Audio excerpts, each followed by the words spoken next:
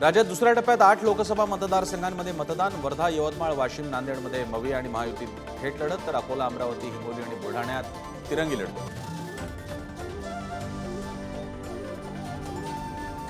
लोकसभेच्या दुसऱ्या टप्प्यासाठी आज 12 राज्य आणि एका केंद्रशासित प्रदेशात 88 जागांसाठी मतदान. वायनाडमधून राहुल गांधी निवडणुकीच्या रिंगणात, तर मथुरेत हेमा मालिनींची बसपा उमेदवारासोबत लढत. मुख्यमंत्री एकनाथ शिंदेंचा आज शिर्डी दौरा. शिर्डीचे उमेदवार सदाशिव लोखंडेंसाठी मतदारसंघातील पदाधिकाऱ्यांशी साधणार संवाद. दुपारी बैठकीचं आयोजन.